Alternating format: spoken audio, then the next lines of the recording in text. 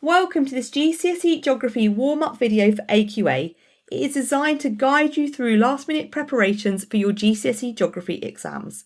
In this video, we look at Paper 2, Unit C, Resource Management, through a variety of practice questions and retrieval activities. This video specifically focuses on the UK overview and the global energy option. So if you have done food or water, you need to watch the videos specific to them instead, which also include the UK overview. This paper assesses your human geography topics, urban issues and challenges, the changing economic world, which were both covered in previous videos, and resource management, which is the focus of this one. Remember that the resource management unit has some optionality and is divided into questions 3, 4, 5 and 6. Question 3 is about UK resources and everyone will answer this question. Then you need to pick from question 4 on food, question 5 on water or question 6 on energy. Remember you have done just one of those as a global focus in your school. So make sure you pick the right one and do not attempt to answer all of those questions. Unit 2C starts off with an overview of the resources in relation to the UK. It covers food and the growing demand for high-value food exports from low-income countries and all-year demand for seasonal food and organic produce.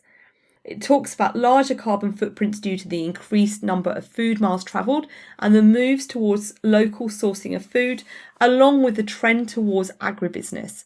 It then looks at water and the change in demand for this, looking at water quality and pollution management, and then matching supply and demand with areas of deficit and surplus and the need to transfer to maintain supplies. Before finishing off this unit with energy, the changing energy mix, thinking about our reliance on fossil fuels and the growing significance of renewable energy, looking at reduced supplies of coal, gas and oil, and then the economic and environmental issues associated with exploitation of energy sources. Once you've covered the UK overview, you will then move on to the global focus on either food, water or energy.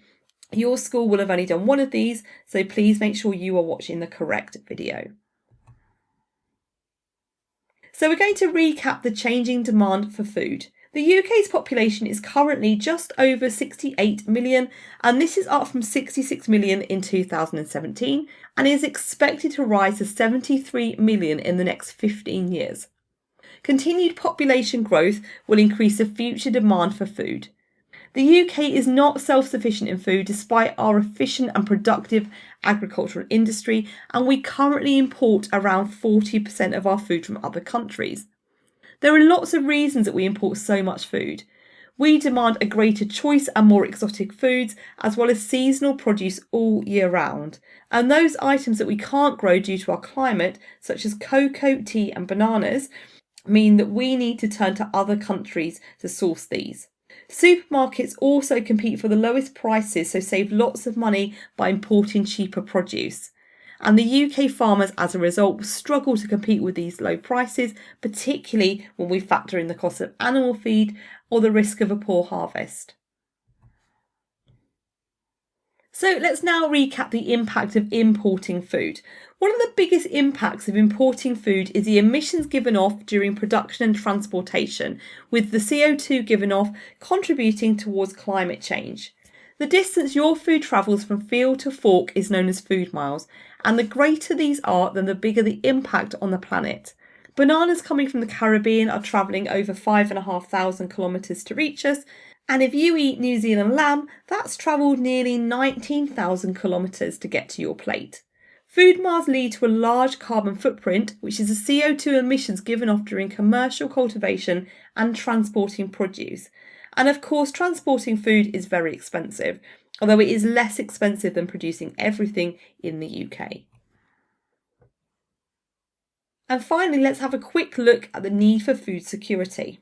So there is great concern about the UK's dependency on food imports and the need for greater food security. And as a result, more and more people are trying to source their food locally to reduce food miles and carbon emissions. And we are being encouraged to eat seasonal foods produced in the UK.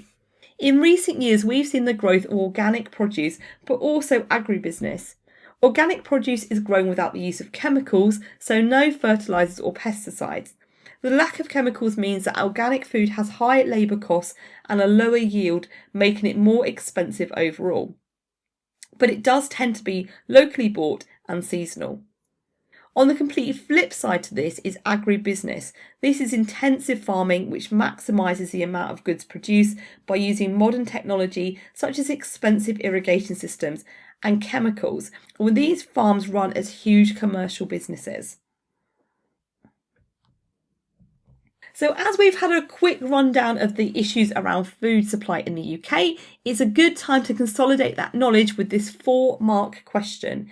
Explain why the UK has to import so much food from other countries. We might wish to think here about climate, but also the demand from customers. So you may wish to pause the video so you can attempt this question yourself before I talk you through a model answer. If you would like to do that, pause the video for about 5 minutes, jot down your answer, and when you're ready, press play. So let's have a look at this answer and think about why it gets all 4 marks. There are many reasons why the UK is not self-sufficient in food. Firstly, once a country becomes more developed, such as the UK, consumers start to demand a greater variety in their diet, for example wanting a greater choice of food which is available all year round, such as exotic fruits. We have to import these as our climate is unsuitable to grow them, or our growing season is short. Secondly, food produced in the UK can be expensive because of the price of animal feed or fertilisers, so supermarkets opt to import from other countries because prices are lower, so profits will be higher. So it gets 4 marks because we've got 2 well elaborated points. The first one is about increasing demand for variety and all year round produce and how our climate can't accommodate that. And the second is about competition from abroad and the struggle to compete with lower prices. Both start off with a point which is then developed. So the next UK resource we're going to talk about is water. About half of the UK's water supply is for domestic use, which means in our homes. Think about all the ways that we use water, such as washing, drinking, cooking and cleaning, flushing the toilet and showering. However, around a fifth of all UK water is wasted through leakage. This is the second biggest use of water after households. The UK demand for water is growing for a number of reasons. Firstly, the increasing population. And secondly, linked to this is the fact there are more new homes being built. And thirdly, we have seen an increase in water-intensive domestic appliances such as washing machines and dishwashers. Finally, it's worth adding that changes in personal hygiene play a part.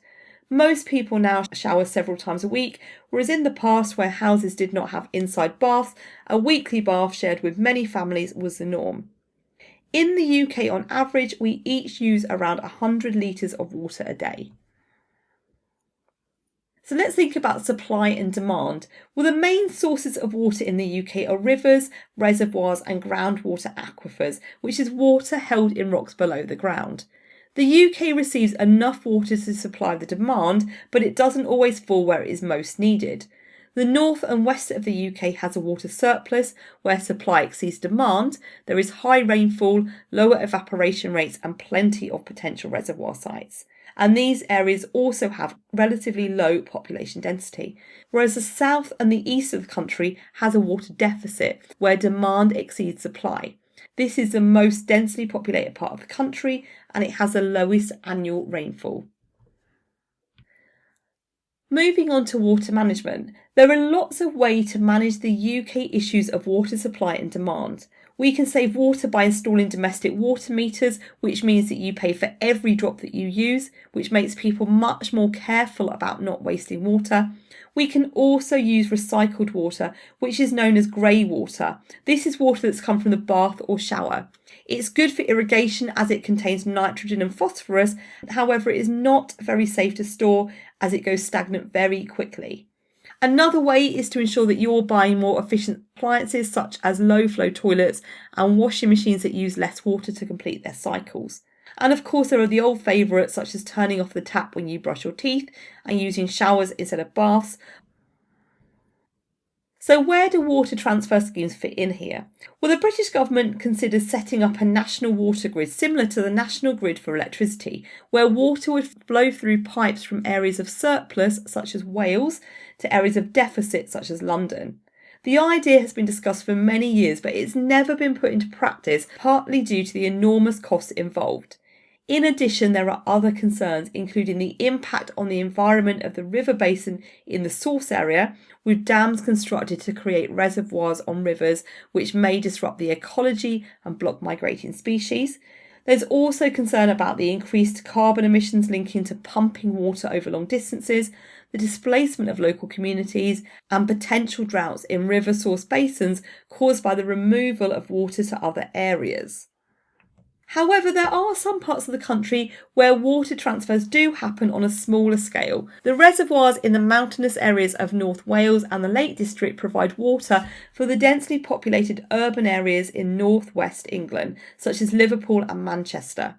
And the water from the Kielder Dam in Northumberland is pumped into the North Tyne River, from where the water can be transferred to 3 other major rivers, the Derwent, the Wear and the Tees, which then supply water to major cities of Newcastle, Sunderland and Middlesbrough. And finally, we need to recap managing water quality. The quantity of water is important, but the quality of that water is also very important. The Environment Agency is in charge of managing water quality across the UK and does this in a number of ways. It regularly monitors river water quality, and when it is needed, it will remove sediment through a filtration process or add chloride to purify water. It also has strict regulations on water use, including restrictions on recreational use of water sources, so for example, no powerboats on certain reservoirs, and it will also impose fines on those who pollute water sources. For example, Southern Water was involved in a sewage scandal in 2021, where they were fined £90 million for repeatedly, deliberately dumping raw sewage. Pollution has also caused a deterioration of groundwater sources, with chemicals from old underground mine workings leaching into waterways, industrial sites discharging waste into waterways, chemical fertilisers used in agriculture running off into the waterways too, and finally power stations release water using the cooling processes back into local waterways. So we've had a quick rundown of issues of water supply in the UK. We're going to consolidate this with a 6-mark question, and that is discuss the advantages and disadvantages of addressing the UK water supply issues through large-scale water transfer schemes. We're going to use the on-balance activity to help with this one, but we need to think about the economic benefits of an increased water supply, as well as the cost and the environmental impact. So what I'd like you to do is pause the video for a few moments and think about some of these advantages and disadvantages. We would like 2 advantages and 2 disadvantages. So have a little bit of a think here. Pause the video. Once you have got some notes down, press play and we'll have a look at what you could have come up with. Okay, so we think about our advantages here. Firstly, water transfer schemes take water from areas of surplus to areas of deficit. This means that fewer people across the UK will experience periods of water stress, which might end up with hosepipe bans being brought in. This will be good news, particularly for gardeners or those with allotments. Secondly, they also increase the amount of water available for farming and for industry. Farming needs lots of irrigation during the summer months in particular, so having a more reliable water supply means that crop yields are higher and farmers can make more money, as well as helping to increase UK food security. Water is also heavily used in industry, so having a more reliable supply here will lead to an increase in economic activity, possibly the creation of jobs, and therefore economic growth.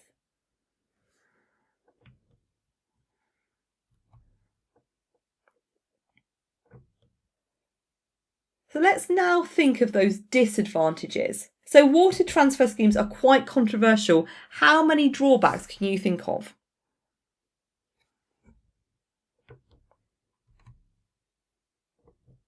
Let's have a look. Well, they're usually opposed, so therefore they haven't been used as a big solution to water stress or water shortages in the UK. One of the reasons for this is that they are hugely expensive as they require so much infrastructure to pipe water across the country. Secondly, there is a big impact on river habitats. They usually involve building some sort of dam in order to create a reservoir, which can block migrating species along the river. But the reservoir will also be much deeper than the original river, which affects the ecology as water temperatures will drop and marine wildlife will struggle to cope. So remember, you need to be really balanced with the 6-mark question, and we're going to use these ideas to answer it in detail now. So let's just remind ourselves of the question. Discuss the advantages and disadvantages of addressing UK water supply issues through large-scale water transfer schemes. If you want to pause the video to attempt this question before we talk you through a model answer, please do. Give yourself between 6 and 10 minutes. When you're ready, press play. So let's have a look at this answer and think about why it gets all 6 marks. Large-scale water transfer schemes have lots of advantages and disadvantages. Firstly, they ensure that people living in areas of water deficit have a more reliable water supply. This means that they are not affected by drought hazards on a regular basis, and it means that they can grow food on a small scale. Secondly, they are good for the economy. Industry uses a lot of water in different processes, so a reliable supply means that their demands are met, which would increase economic production and may create jobs and stimulate economic growth.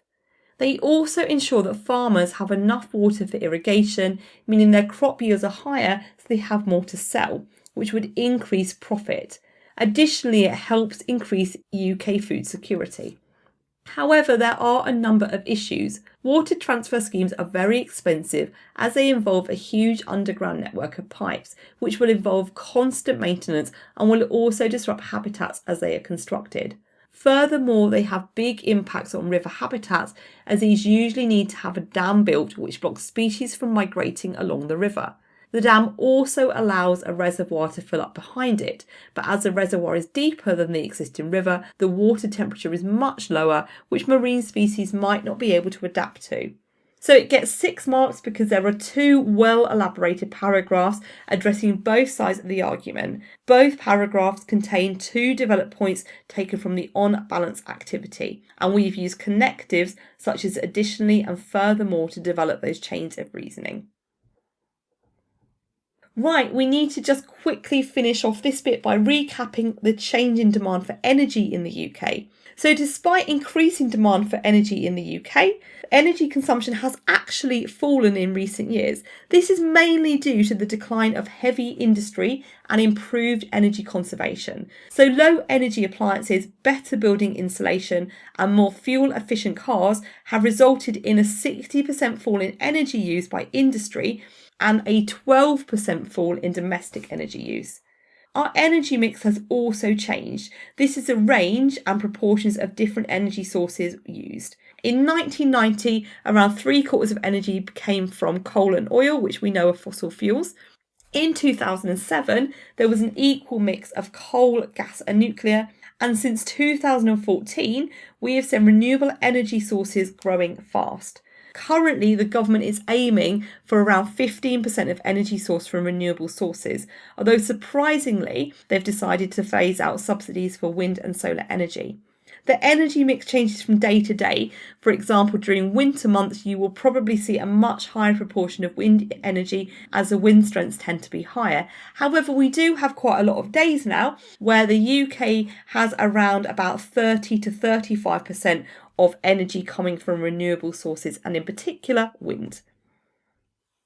But it is really important to consider the concept of energy security. This is the uninterrupted availability of energy sources at an affordable price. The UK is no longer self-sufficient in terms of energy. About 3/4 of UK reserves of oil and natural gas have been exhausted, and we import around 1/3 of our energy sources, and this has an impact on our energy security, particularly at times of low supply when prices rocket. We do still have quite a lot of gas and oil reserves, but these tend to be quite hard to access. For example, the Mariner oil field, which is around about 150 kilometres from the Shetlands, which is very remote, and as a result, oil production has declined by 6% each year for the last decade. We do have rich reserves of natural gas trapped deep underground in shale rocks.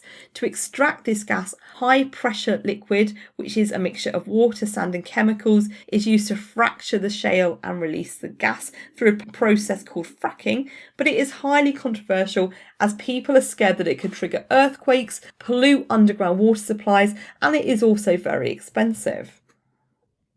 But we also need to think about the decline of coal. Concerns of greenhouse gas emissions and old coal-fired power stations, along with the decline of heavy industry, have led to a steady decline in coal. But we do have several decades of fossil fuels left, and they are still used in power stations, although these are supposed to close by 2025, so next year. We also import a lot of coal cheaply. About 3/4 of our coal is from the USA, Russia and Colombia. There are lots of different impacts of energy exploitation that you need to be aware of for this unit of work. Let's remind ourselves using nuclear power stations and wind farms as example. So if we look at nuclear, they are expensive to build, they have high cost to produce electricity, the decommissioning process is expensive, but they do create jobs and they boost the local economy through new plants. In terms of environmental impacts, they produce fewer emissions than other non-renewable sources. Processing and storing is difficult though, with the potential for toxic or radioactive spills. And warm water, which is wastewater, impacts river habitats. And we look at wind farms, these are seen as a really popular green option, although not massively popular if you live by them. Although they're cheaper than many sources such as nuclear, they are still expensive to construct. They could potentially deter tourists because they tend to be in quite beautiful areas, which could have a harm on the local economy. So, for example, you might find them in really mountainous locations. But on the flip side, they could actually become a visitor attraction. And overall, they can lead to lower energy bills locally. But if we think about the environmental impact, they have that visual impact on the landscape, which means that they are often opposed by local people who also cite the noise as an issue as well. They do have an impact on birds who can fly into them, but they reduce greenhouse gas emissions and obviously the carbon footprint at the same time. Let's quickly consolidate our UK energy recap with another 4-mark question. Suggest why the UK's energy mix is continuously changing. So think about the long term, the need to reduce carbon emissions, that shift to renewables, but also the short term, so the day-to-day changes in wind speed and sunlight, for example. Once again, if you want to attempt this yourself, pause the video for 5 minutes, do your own answer, press play, and then we'll go through and you can compare it to our model answer. Right, let's have a look at this one and then think about why it gets all the marks needed. The UK's energy mix is continuously changing. One reason for this is the shift towards renewable energy and a move away from fossil fuels. As part of climate change targets, we need to reduce CO2 emissions, and increasing our use of renewable energy will help this. This is a long-term change, but as technology increases, renewable energy production will become more efficient, so we will rely on it more. However, many renewable sources are reliant on the weather. Wind turbines generate more energy on windier days, and solar panels generate more energy in the summer when there are more sunny days. This is why the energy mix changes in the short term. So just a quick reminder that 4 markers should have 2 well-elaborated points. We've started off here by talking about the long-term changes linked to our fight against climate change, and then I've moved on to short-term changes discussing some of the issues around day-to-day reliability linked to weather. Okay, we've recapped the UK overview of the resource management unit, so it's now time to move on to the global focus on energy. You need to know which areas of the world have energy surpluses and deficits and why energy consumption is increasing. You also need to understand the reasons that energy supply is an issue for many people, for example, how it is affected by physical factors, cost of exploitation and production, and technology and political factors. You need to be able to talk about the impacts of energy insecurity across the globe, for example, the increase in exploitation of fragile environments and how it affects food production and industrial output, with the link to potential conflict. You also need to know some different strategies used to increase the energy supply around the globe, particularly in terms of renewable energy, both on a large scale but also small scale sustainable energy supplies, with two contrasting case studies applied. Finally, you need to be able to recall different strategies used to conserve energy. So firstly, we are going to test your recall with a number of key terms that you need to know for this part of the unit. There are 6 to match up and you've got a minute to work them out. Good luck.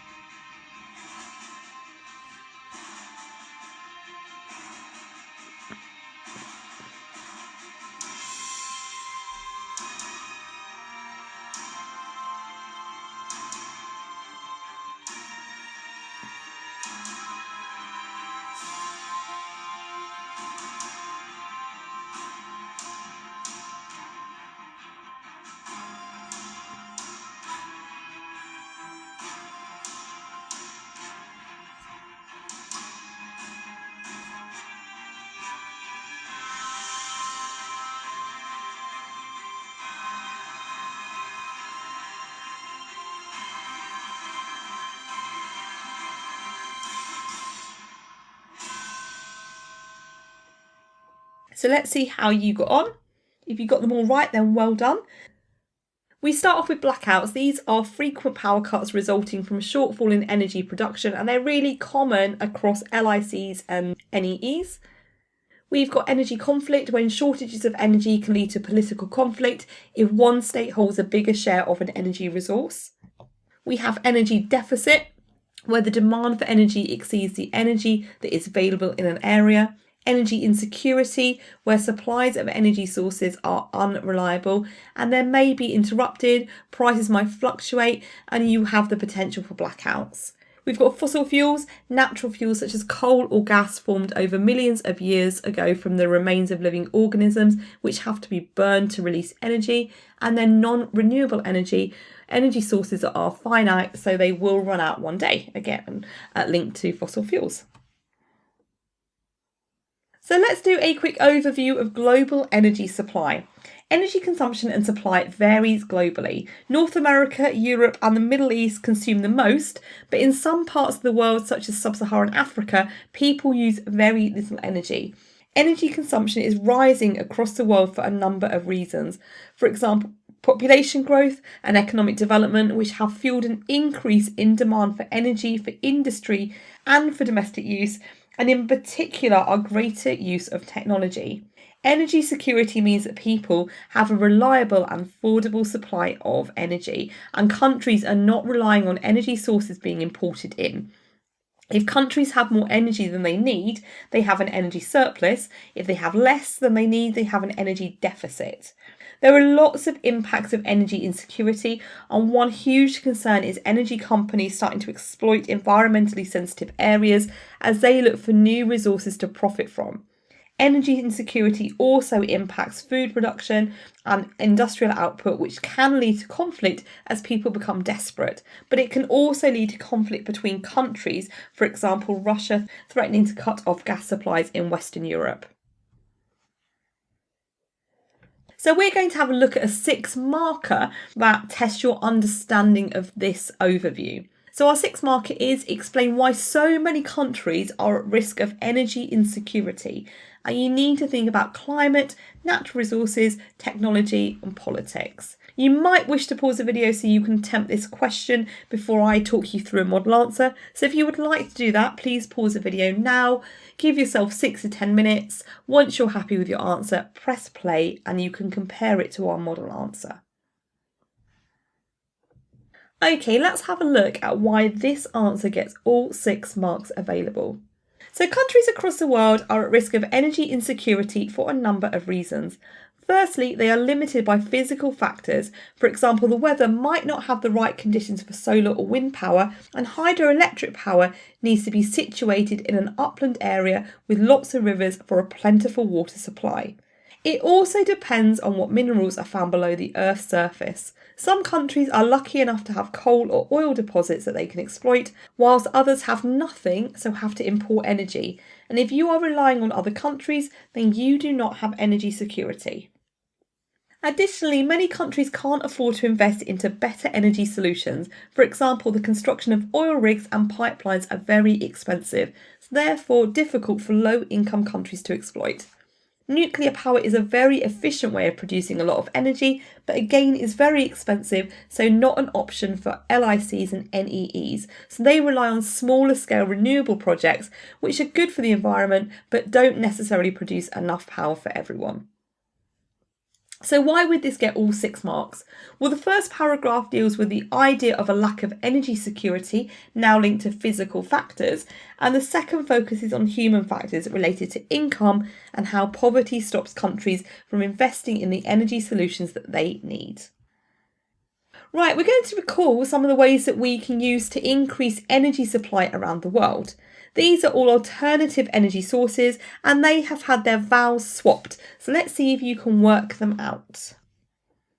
So we'll start off with a really nice, easy one. Hopefully you can see it immediately. Of course, it's wind. Turbines on land or at sea are turned by the wind to generate electricity, and these are increasingly used across the UK and across the globe, but they are quite controversial because many people believe they spoil the landscape, but they are obviously reliant on the weather as well. Okay, hopefully we have got another easy one. We should have got this one already. It is, of course, solar. It is generated by photovoltaic cells mounted on solar panels that convert sunlight into electricity. However, energy production is seasonal. There is huge potential, though, in LICs with sunny climates, and solar panel farms have started cropping up all over the place, but these do take up a lot of land. Okay, our next one. So let's see if you can quickly work it out. Have you spotted it is biomass? So this is energy produced from organic matter, either through burning dung or plant matter, or the production of biofuels by processing specifically grown plants such as sugarcane. But there are some issues. Rainforests, for example, are cut down to make way for biofuel plantations, and when organic matter is burnt, it does emit harmful pollutants into the atmosphere. Okay, number 4. So hopefully we have spotted it is geothermal. So this is where water heated underground by hot rocks creates steam that drives turbines to generate electricity.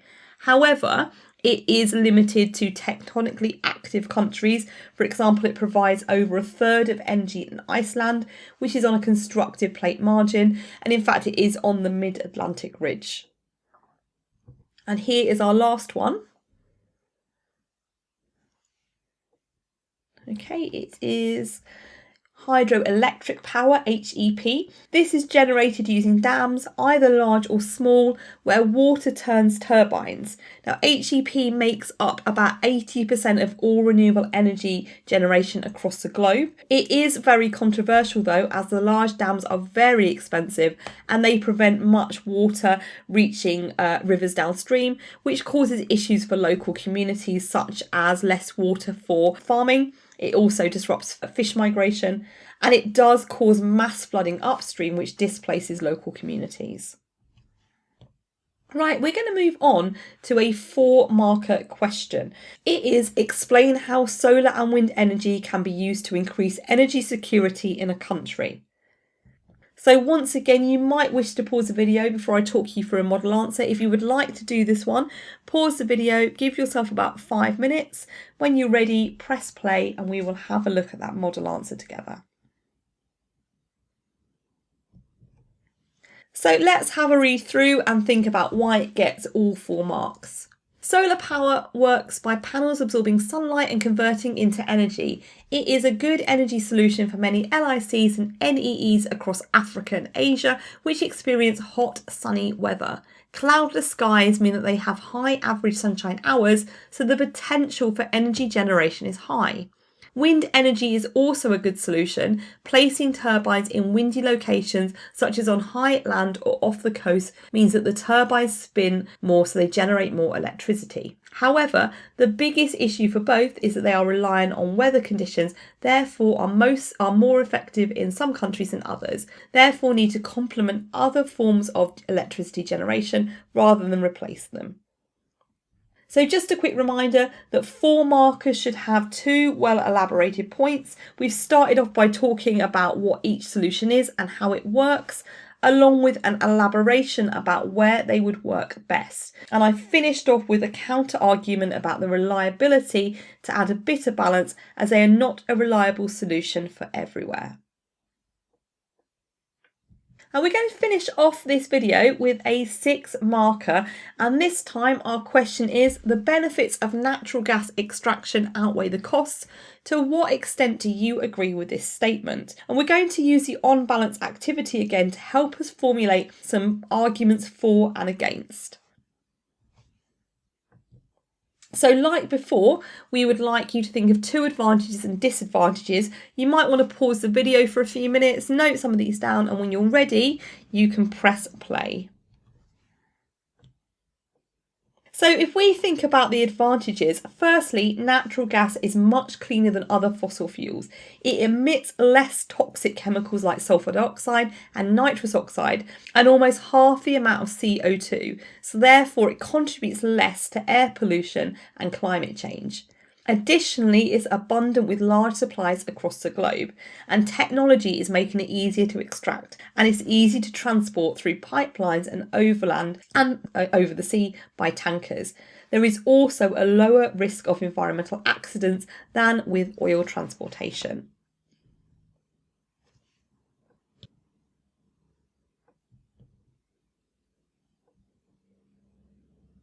But it is very controversial. So why do so many people oppose this method of energy supply? Let's have a look.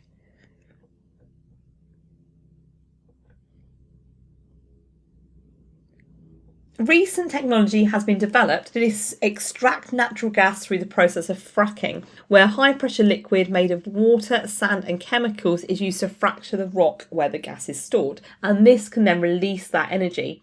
But people in areas where the fracking has been proposed are really worried about the risk of earthquakes and the contamination of underground water supplies. And it is also a very expensive process on top of that. So fracking itself is expensive to do, but the infrastructure that supports natural gas extraction is also very costly, particularly building and maintaining those pipelines. So remember, with these 6 markers, you need to be really balanced with this 6-mark question. And we're going to use these answers in detail now to help us answer that question. So let's remind ourselves of the question. The benefits of natural gas extraction outweigh the costs. To what extent do you agree with this statement? Now, if you would like to attempt this question yourself, you may wish to pause the video for 6 to 10 minutes, have a go at the question, and when you're ready, press play and we will talk you through a model answer.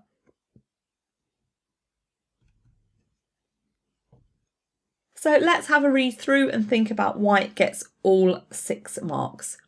I strongly disagree that the benefits of natural gas extraction outweighs the costs.